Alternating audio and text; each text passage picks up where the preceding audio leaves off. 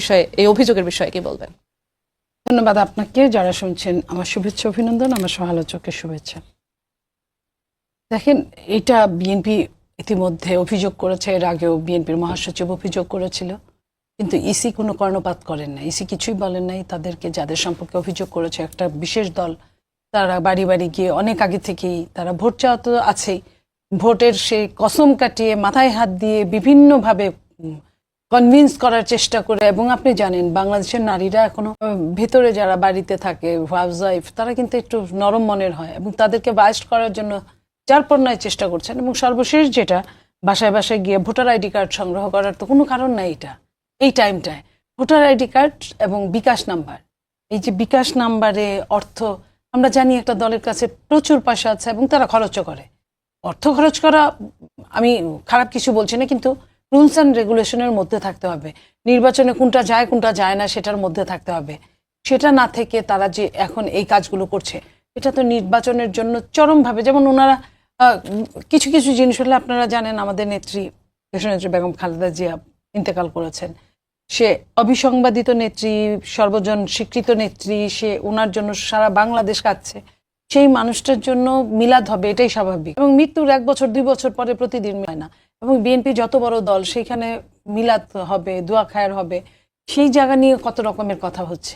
এই জায়গা নিয়ে আমাদের নেতা জনাব তারেক রহমান, উনি 17.5 বছর পরে দেশে ফিরেছেন, আসার পরেই তার মায়ের এই অবস্থা হলো। এবং সবকিছু মিলে যে অবস্থাটা, ওনার জীবনের উপর এখনো রিস্ক, এইসব নিয়ে যেভাবে ইসিকে দোষারোপ করা হচ্ছে, অথচ এত বড় ঘটনা, প্রোটোকল নিয়ে কথা, হ্যাঁ প্রোটোকল নিয়ে, যেটা তার জীবনের রিস্ক, এটা কিন্তু যারা কমপ্লেইন করছে তারা নিজেরাও জানে, তারপরেও তারা বলছে। এবং এগুলো হলো গিয়া এটার উপায় ছিল না, এবং হালকা ছোট ছোট ইস্যু, অথচ বড় বড় ইস্যুর মধ্যে আপনি এই যে বিকাশ নাম্বার চাওয়া, এই যে বাড়ি বাড়ি গিয়ে আপনার ভোটার আইডি কার্ড চাওয়া, এবং আরো যেটা ইম্পর্টেন্ট, যেটা ইসির দ্বারা আমরা আমাদের লোক নাকি ইসি যদি আমাদের লোক হয়, আমাদের তো ভোটটাই ধ্বংস করে দিচ্ছে ইসি। আপনার পোস্টাল ব্যালট যেভাবে ছাপিয়েছে, আমি যদি আপনাকে ওইটা বলি যে পোস্টাল ব্যালটে তারা আলফাবেটের সিরিয়াল দিয়েছে, প্রথমটাই আলফাবেট লঙ্ঘন করেছে, প্রথমটাই আপেলের পরে আনারস, আপেল পি এর পর, মানে প এর পরে দন্তন্য হয় না, দন্তন্যর পরে প হয়। তো ওই প্রথম থেকেই কিন্তু তারা লঙ্ঘন করেছে, অথচ আমাদের বুঝিয়েছে যে এটা সিরিয়াল মেনটেন করেছে। এবং সিরিয়াল মেনটেন এমনভাবে করেছে যে একটা মার্কা একদম সবচেয়ে আগে, ধানের শীষকে খুঁজে পাওয়া যাচ্ছে না। ধানের শীষকে খুঁজতে খুঁজতে সেও পাওয়া গেল, সেটা কোথায় একটা চিপার মধ্যে, এবং সেটাকে ভাঁজ করলে আরেকটা ঘরে ভোটটা পড়ে যায়। মানে সিলটা 2 ঘরে থাকে, 2 ঘরে সিল থাকলে ভোটটা নষ্ট হয়। তার মানে কি, ইসি যদি আমার লোক হতো, ওই সামনে একটু বুঝা হইতেছে বড় দল দেখি একটু ভয়ে ভয়ে কথা বলছে ইসি, অথচ ভেতরে ভিতরে কত বড় ষড়যন্ত্র করছে। এবং আপনি আরো যদি অবাক হওয়ার মতো, পোস্টাল ব্যালট বিভিন্ন বিদেশে বিভিন্ন ভাষায় পাওয়া গেল, যাদের বাসায় পাওয়া গেল এক এক দেশে, তারা কিন্তু ওই একটা দলের নেতাকর্মী, আর কারো অন্য কোনো দলের নেতাকর্মীদের বাসায় পাওয়া গেল না। তাহলে ইসি থেকে যদি ওইখানে পোস্ট না করা হয়, না পাঠানো হয়, তাহলে কিভাবে পেল? আপনার মনে পড়ে ঢাকা বিশ্ববিদ্যালয়ের ডাকসু নির্বাচনে এরকম 80,000 ব্যালট নীলক্ষেতে পাওয়া গেছে। তখনও যদি বিএনপি, খালি জাতীয় নির্বাচনের জন্য বিএনপি মুখে স্কচটেপ দিয়ে বসে আছে, তখনও যদি এই কথাগুলো বলে, তাহলে কিন্তু পরের বার থেকে সবকিছু সাবধান হয়ে যায়। সেম ঘটনাটা কিন্তু আমরা বিদেশে এই জিনিসগুলো দেখছি।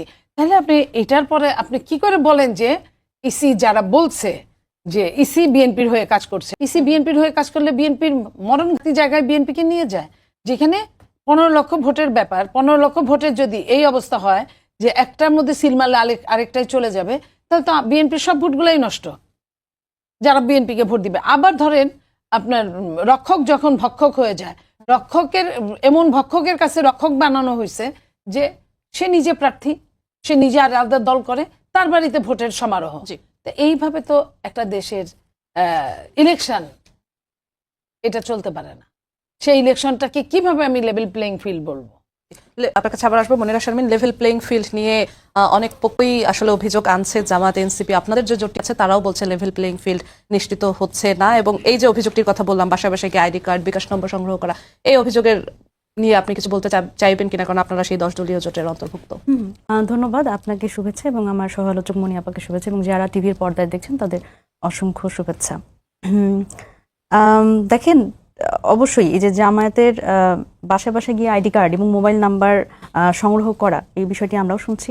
স্বাভাবিকভাবে এটি দেখেন, কারোর ফোন নাম্বার অথবা আইডি কার্ড, এটা তো আসলে খুবই ব্যক্তিগত বিষয়, এবং এটি আসলে নির্বাচনে প্রভাব পড়বার মতো একটি বিষয়। কারণ ভোটার যখন আইডি কার্ড আপনি পাবেন, আপনি ভোটার নাম্বার সংগ্রহ করতে পারবেন। সুতরাং এটি আসলে এটি অবশ্যই ইসির পক্ষ থেকে নির্বাচনী আচরণবিধি যেহেতু আছে, সেখানে কিন্তু আসলে তারা এখানে হস্তক্ষেপ করতেই পারেন। এটি একটি বিষয়।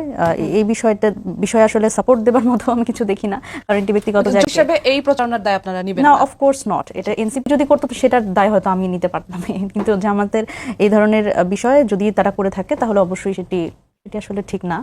এবং এটা ইসি তো আছে এই বিষয়গুলো পর্যবেক্ষণ করবার জন্য। ইসি তো আসলে অনেক, আমরা দেখছি যে অনেক দলকে তারা আসলে খুব গুরুতর অপরাধ না করেও তারা শোকজ খেয়ে যাচ্ছে। আমাদের দলের কথাই যদি বলি, আমাদের নাহিদ ইসলাম এবং মানে ঢাকা 11 আসন এবং ঢাকা 8 আসন নাসিরউদ্দিন পাটোয়ারি, ওনাদের দুইজনকে শোকজ করা হয়েছে। ওনারা হা ভোটের প্রচারণা চালিয়েছে, কিন্তু ওনাদের ছবি দিয়ে প্রচারণা চালিয়েছে। এটি একটা বড় ধরনের অপরাধ হিসেবে তারা দেখেছে এবং এর জন্য তাদের শোকজ করা হয়েছে। কিন্তু এখানে আপনি যদি দেখেন যে এই যে বিষয়টি বললেন, জামায়াতের বিষয়টি, এটি সহ আপনি ঢাকা শহরে আমার মনে হয় তারেক রহমান আসার পর থেকে তারেক রহমানের যে পরিমাণ ছবি ঢাকা শহরে, এবং সেখানে প্রতিশ্রুতির মোড়কে যেই ধরনের প্রচারণা এবং ফ্যামিলি কার্ড এবং কৃষক কার্ড নিয়ে আমরা যত ধরনের প্রচারণা দেখছি, সাথে সাথে আমরা যদি বলি শোক সভার বিষয়টি যেহেতু সামনে আনলেন না, বা আমি এখানে বলি যে দেখেন, মাহফিল এবং শোক সভা এই জায়গাটাতে কথাটা কেন এসেছে?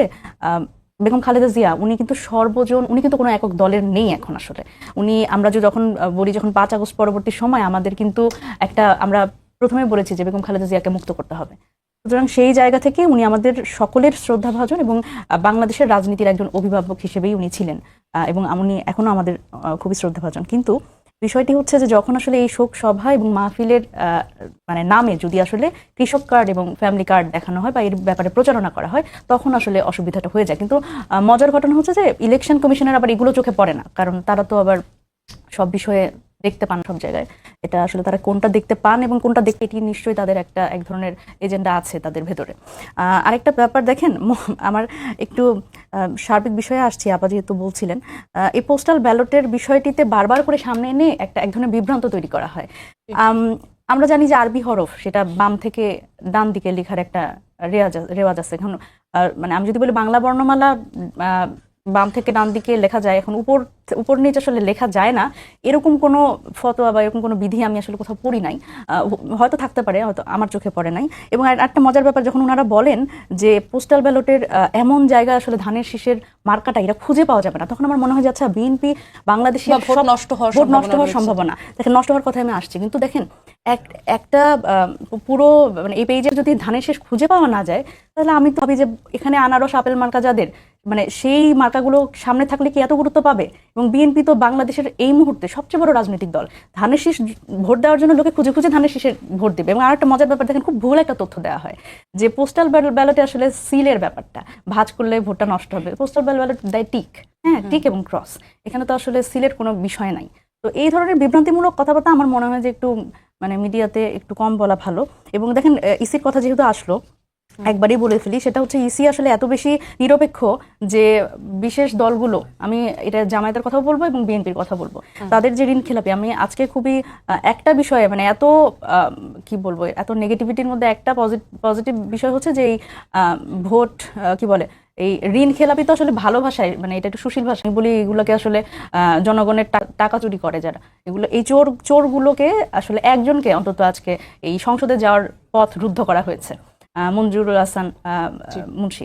সুতরাং এই চোরদের আসলে সংসদে পাঠানোর এক ধরনের এজেন্ডা নিয়ে বসেছে ইসি।